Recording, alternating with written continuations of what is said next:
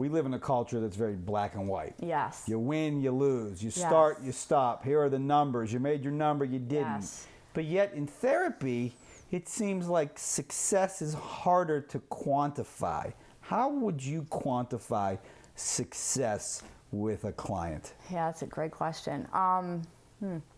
Success with a client, I guess for me, would mean that they are achieving whatever goals that they set forth for themselves in therapy. And we do talk about that. Usually in the first session, I'll say, why are you here? Why are you coming to therapy? What do you want to accomplish? And I try and help clients kind of come up with a couple things, not necessarily super concrete, like the kind of goal in a career or in a job. You know, I want to sell this amount of product this month.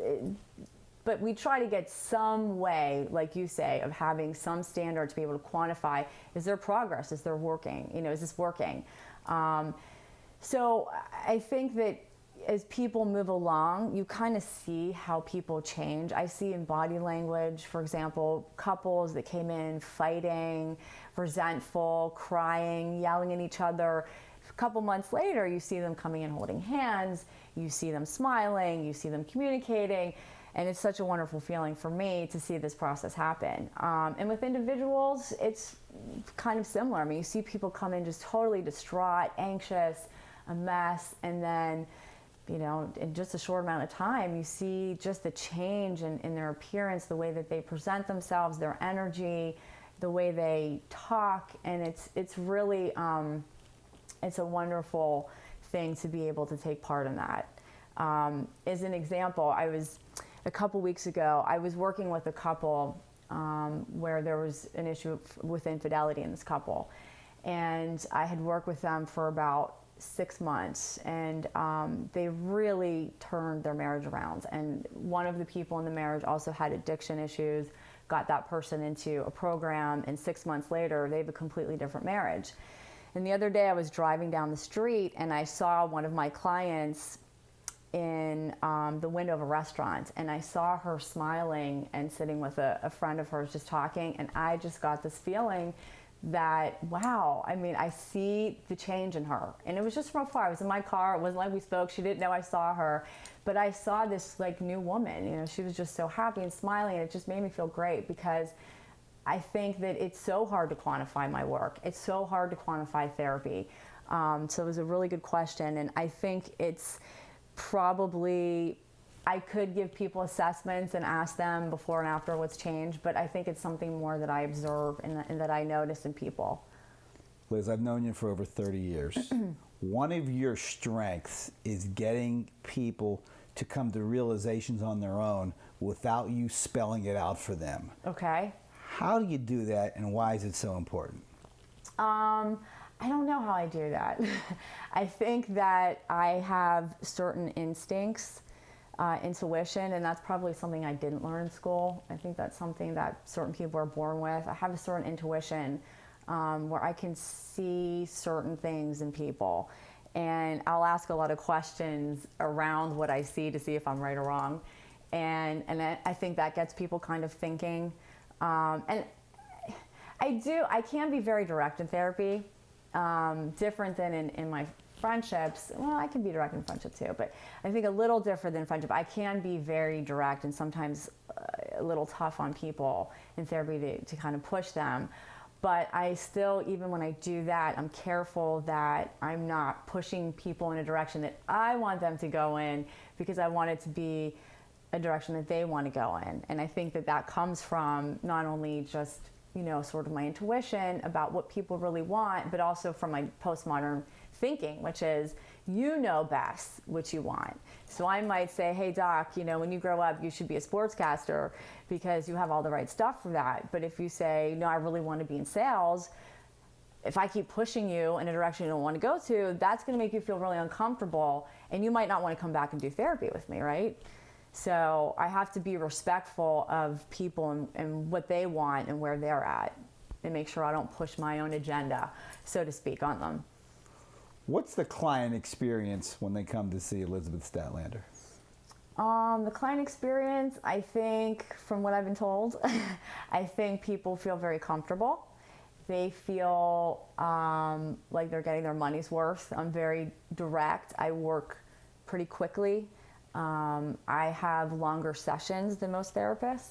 My sessions run usually over an hour, not much over an hour and a half. So that idea where people say they feel very uncomfortable in therapy, like when the clock's running and they have an hour, they feel like they're racing against the clock to get in everything they want to talk about. And then 10 minutes before the hour's up, the therapist says, "Okay, doc, thank you very much. Any last thoughts?" And they'll cut you right off when you're in the middle of something really important, or you're really emotional about something. I hear this from clients all the time, that prior to coming to me, they felt pushed, rushed, get in, get out. They didn't get a lot of feedback. I hear from many clients that their previous therapeutic experience was not great, and that they had a therapist who basically sat there and nodded their head and said, "Well, what do you think you should do?" Well, that's not why they came to a therapist. They came to a therapist because people want feedback and they want a little advice, which I don't mind giving, even though it sort of goes against the training. I will give you feedback. You will hear what I think. And so I think that the experience is a comfortable, friendly, productive experience where people can be themselves and really get something out of every session. Technology is changing your business. We talked in the past about how you've done some sessions over Skype. Is that an option available to your clients? That is an option. I am sort of from Miami. I was educated, trained, and worked for several years in Miami as a therapist. And when I was moving back up to Pennsylvania, my clients didn't want to end therapy, so I agreed to see them over Skype and continue our sessions via phone or via Skype. So it is an option. I much prefer to see people in person, but I would absolutely entertain that as an option. I know people travel for work and people are very busy, and if that's something that would be helpful to them, I would absolutely be amenable to doing Probably that. would lend itself more to a more established client. Exactly. Yes. But I would be open to it. And there's a lot of talk right now in my field about online therapy and where is this going. And we don't really have ethics yet that are speaking to this because there are issues of confidentiality. Because once you go on Skype, or you go on the video or a cell phone with somebody, are your lines encrypted? Are they safe? Can somebody, hack in and perhaps hear, what you're saying? And confidentiality is the hallmark of what we do. So I'm not sure where that's going to go in our field over time. And right now, since there really isn't much being said, a lot of people are doing Skype, a lot of people are doing phone. In a couple years, I'm not sure where we'll be with that, but I know that people are developing software right now specifically for therapists, doctors, and psychiatrists, so that people can be treated, online and not be concerned about somebody being able to hack in and hear what you're saying. So we'll see where that goes. Well, this is a totally welcoming, comfortable environment, and I can see why so many of your clients do well and make significant progress to their goals. Well, thank you. Elizabeth. It was great to have you here today. Take care. This was a lot of fun. Yeah. Thanks.